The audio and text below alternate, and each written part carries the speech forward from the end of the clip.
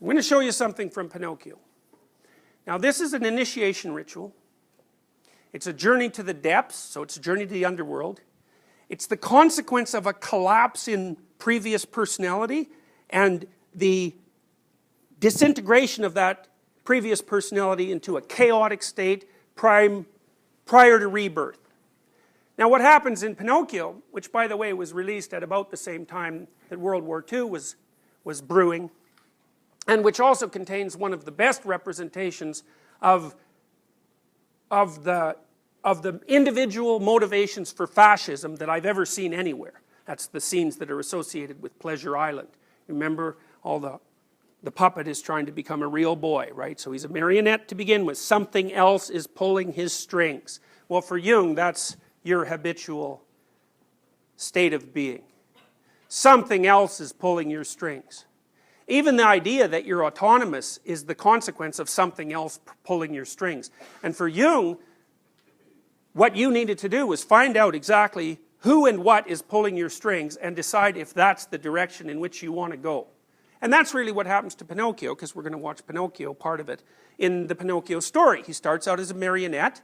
Now, he's a marionette made by a good father, because Geppetto is a good father. He's a good craftsman and so on. So he's a marionette with a benevolent puppeteer. But as soon as he develops some autonomy, then he becomes prey to forces that are elements of the demonic archetype. In fact, the worst bad guy in the entire movie turns into Satan himself at one point in the movie. He basically has horns and a bright red face, and he manifests himself as so terrifying that the coyote, wolf, fox, and the cat that are trying to corrupt Pinocchio are terrified because they get they're criminals, they're petty criminals and deceptive and so forth, but when they get a look at who's pulling their strings, it's enough to terrify them. And so Pinocchio goes through a series of temptations of various sorts, including a Freudian temptation, and the Freudian temptation is to remain weak and sickly instead of becoming a real person, so it's an Oedipal problem. And another problem that faces Pinocchio is that he's offered false celebrity as a way of solving his life's problems, so he's offered the opportunity to become an actor, and what that means is a deceitful fake who's constructed a persona that makes him appear far more valuable than he really is. So the movie outlines two pathological modes of movement towards maturity, one being a phony, and the other taking the easy way out and hyper valuing all your pathology so that you become dependent.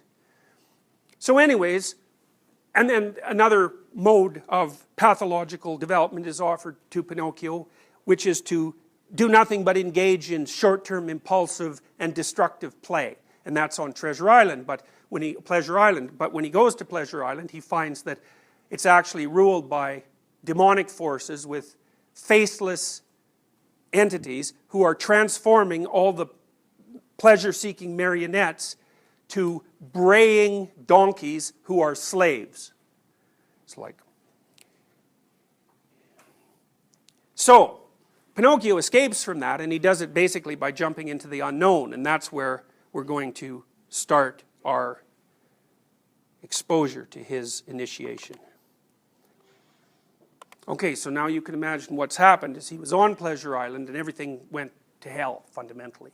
And so he jumped into the water to escape from that, and that's equivalent to plunging into chaos. And so chaos was an escape from pathological tyranny.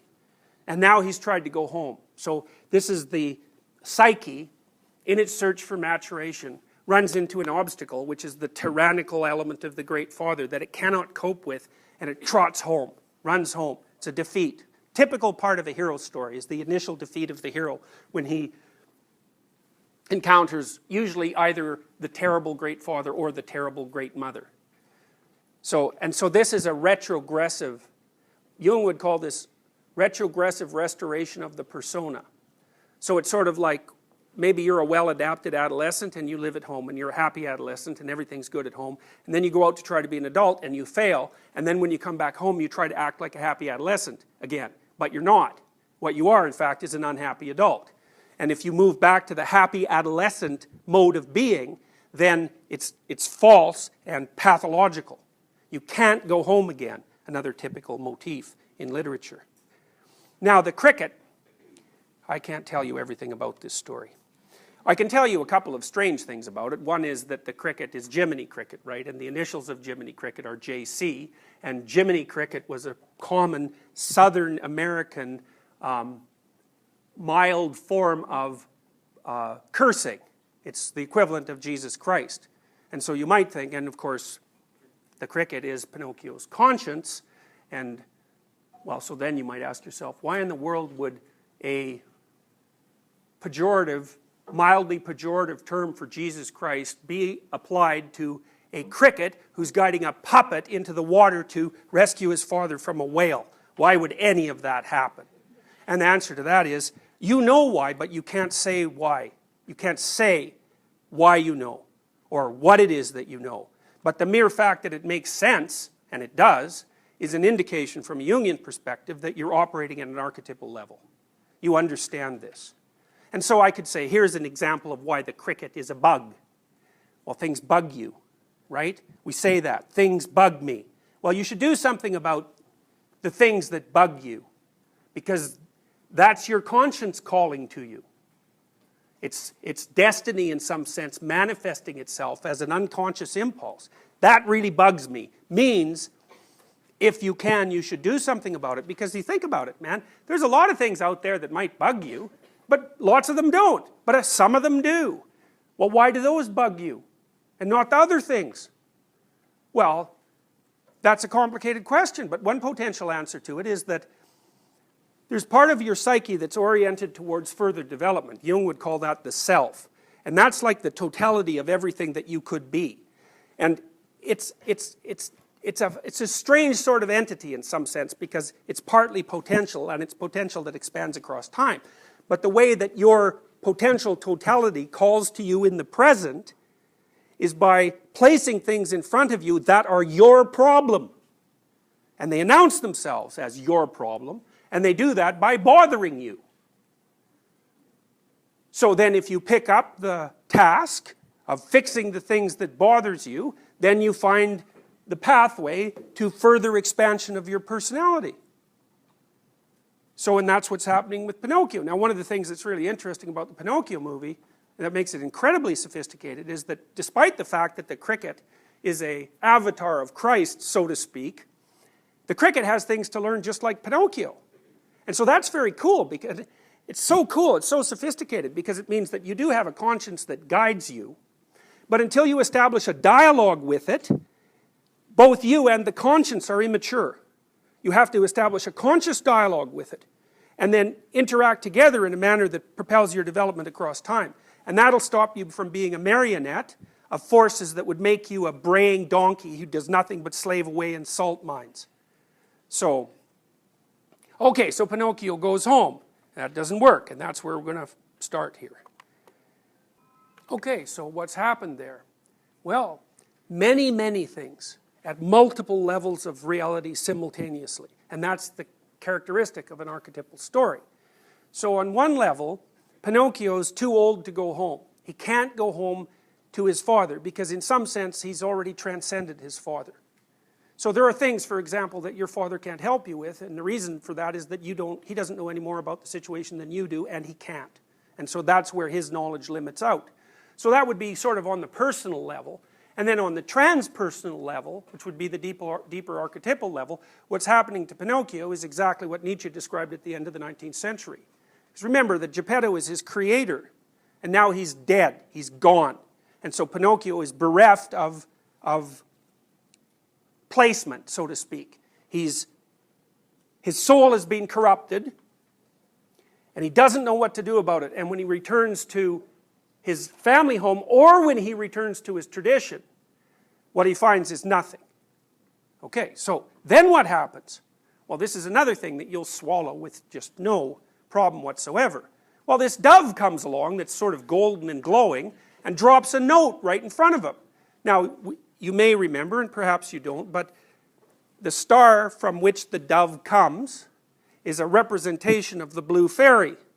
And the blue fairy is the positive element of the unknown in the Pinocchio movie. And so what it basically is saying, that when you're despairing because your father has died and your tradition has nothing to offer, that the positive element of the unknown may provide you with a message about where to go if you pay enough attention. That would be an intuition.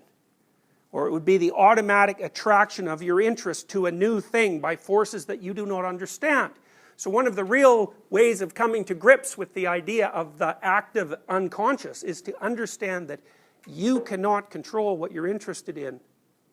And so then you might ask, well, if it's not you, what is it? And if you think about that problem long enough, you'll start to understand what Jung was talking about, because that is the way that you can understand in your own life that the things that direct you as a being are not things that you consciously choose. In fact, they're not even things that you can consciously choose. They're directed by other forces. So anyways, the dove drops a message in front of Pinocchio and the cricket. Now it's the cricket that reads it, so it's the same idea as what bugs you, so to speak. The cricket is the interpreter.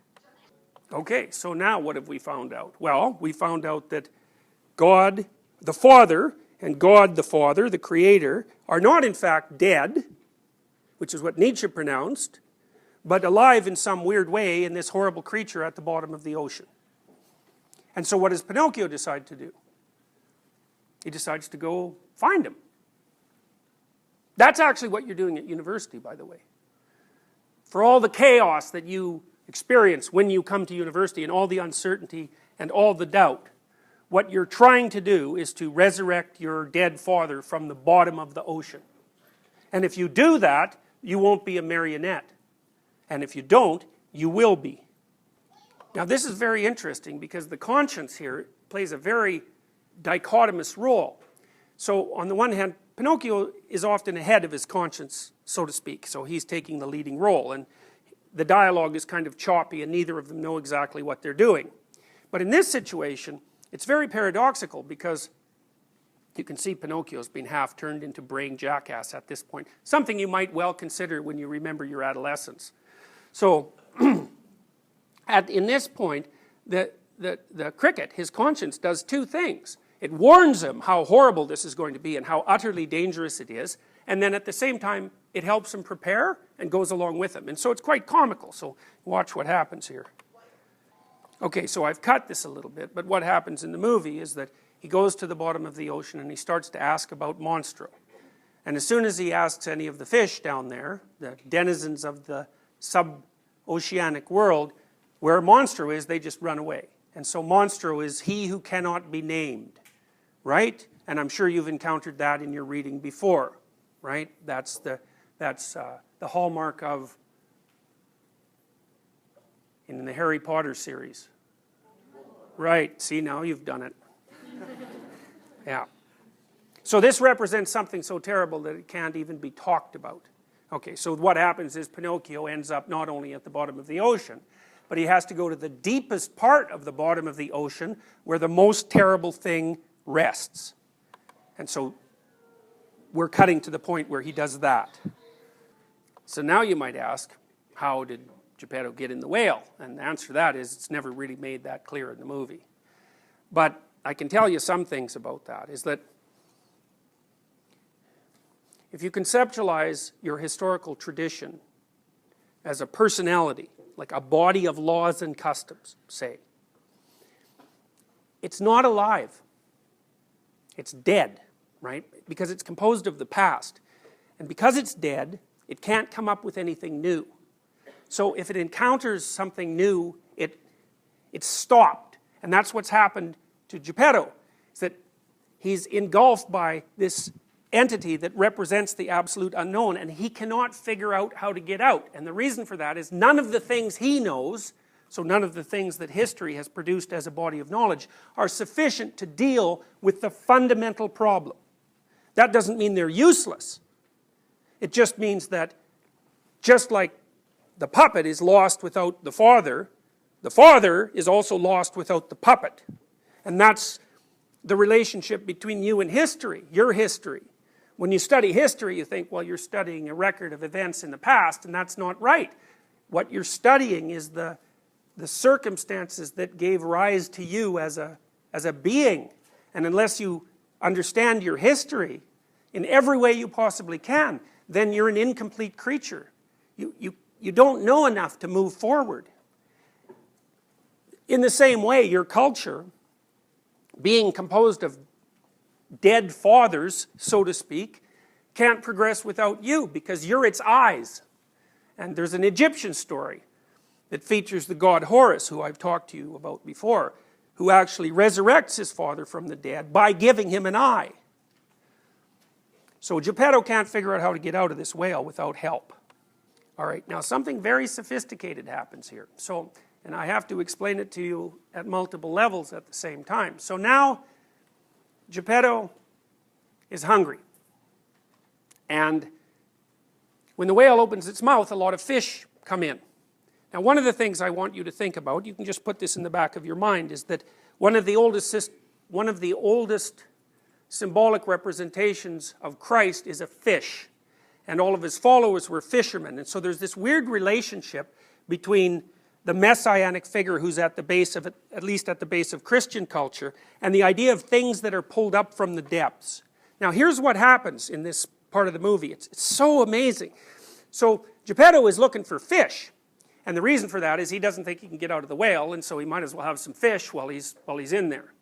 And so he's given up on getting out. Now what happens is that the whale swallows Pinocchio as if he's a fish. So Pinocchio is put into the same category as fish, and it happens to Geppetto a couple of times. He mistakes Pinocchio for a fish. You'll see. So what that means in some sense is that Geppetto can't distinguish between the fish that will feed you for the day and whatever it is that Pinocchio represents. And so you can think about Pinocchio as a fisherman instead of as a fish. And so you can think about it this way, and here's an old saying. If you give a man a fish, you feed him for one day, but if you teach him to fish, you feed him forever. And so the idea is it's better to develop the skill to acquire something than it is to have the thing. Now, what Pinocchio represents is, he's like a meta fish. I know this is a strange way of thinking about it.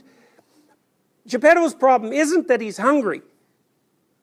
His problem is that he can't get out of the whale. And so what he's fishing for isn't something to eat. It's something that will help him get out of the whale. But he can't recognize the difference between the proximate solution, which is so that he'll just no longer be hungry, so he's got a very short-term outlook, and a solution to the much broader problem. So what happens is, the whale swallows a bunch of fish, and Pinocchio's in there, and Geppetto's fishing away, and he catches Pinocchio. And Pinocchio announces himself, and Geppetto tells him to be quiet, because he's interfering with him fishing, and then when he turns to hug Pinocchio, because he wakes up, he actually hugs a fish, and then he discards the fish. So then he figures out that Pinocchio's there. Then Geppetto decides that, well, they're going to have to live inside the whale. And it's another idea of his blindness at this point, because he's composed of the dead past, so to speak. So what Pinocchio does is start to destroy the ship itself, which is what they're floating in the whale, to start a fire. And the fire makes the whale mad enough to spit them out, and the whale then transforms itself into a dragon and tries to kill them, because it's a fire-breathing entity at that point. And so part of the understory is, it's better to figure out how to fish than to fish, or that more profoundly, it's better to figure out how to do something than to merely benefit from the thing itself. Pinocchio represents that which can do new things. So he's a hero, and he's willing to destroy part of the current order, that's the ship, in order to produce a new strategy that will actually free them from the whale. Now he wants to get his father out of there too. So that's what happens in the next 5 minutes, I would say. Okay, so now there's a shock here, because essentially, in some sense, the entity that's going to provide the solution to this very complex problem has arrived on the scene. But it's quite damaged. First of all, it's been speaking improperly, right? So that's an adolescent representation. So it brays a lot of nonsense. And it's been corrupted in a variety of ways. And so, you know, to some degree, what that means is that as you mature, and you're moving away from your mere marionette status, your interaction with society, like Rousseau said, corrupts you in all sorts of ways. I mean, you're participating in that corruption, but it still happens. But in the representation in the movie, the truth of the matter is it doesn't matter if you've been corrupted to some degree, as long as you haven't absolutely sacrificed your capacity for true speech and vision.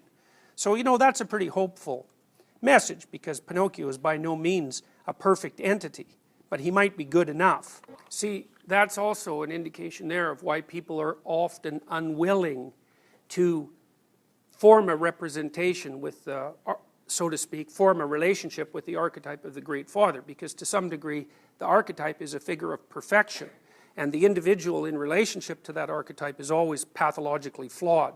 And so the embarrassment of that realization, which is exactly what's happening to Pinocchio right now, is often enough to stop people from doing it.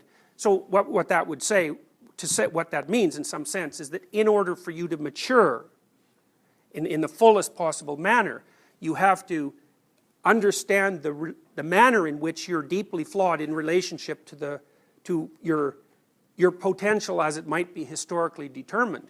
And that's a very bitter thing to do. You know, it's much easier, and people do this all the time, to engage in half-witted, formulaic, ideological criticisms of the system as a whole. It's like, you know, the probability that the system is more flawed than you is pretty damn low.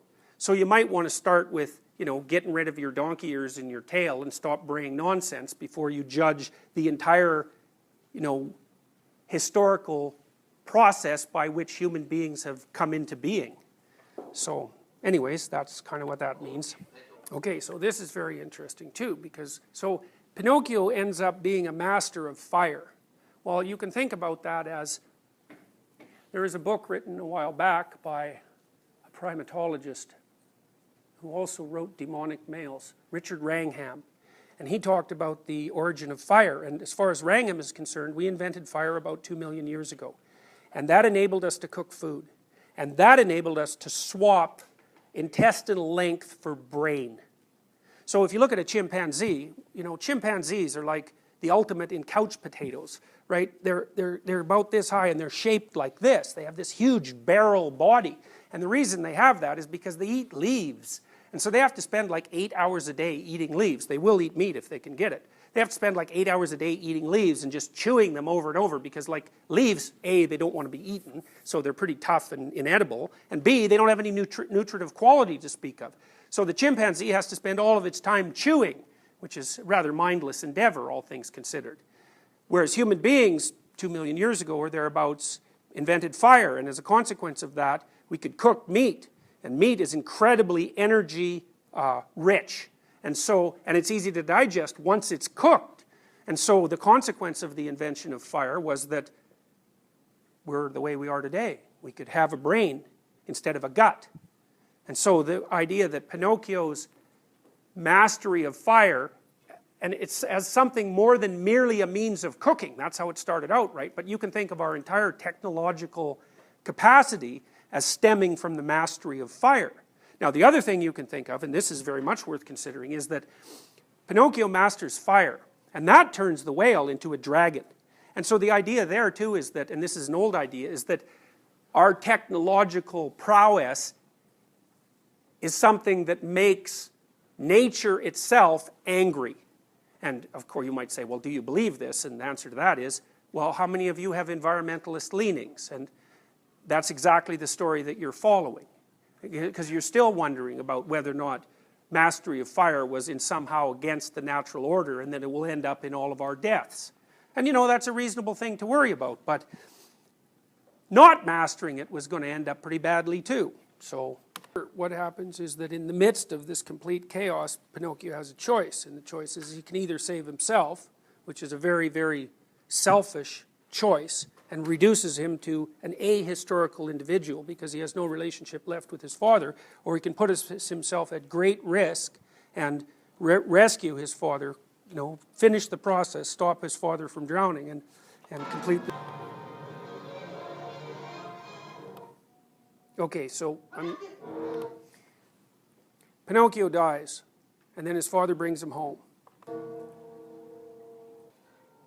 And so because he's rescued his father, the benevolent spirit of nature appears, resurrects him, and turns him into a real human being. So it's pretty funny, as far as I'm concerned, that the answer to Nietzsche's great question manifested itself in 19 mid-1930s in the form of an animated child's movie. So, you know, and that's an example. That's an example of a number of things. It's an example of how archetypes work.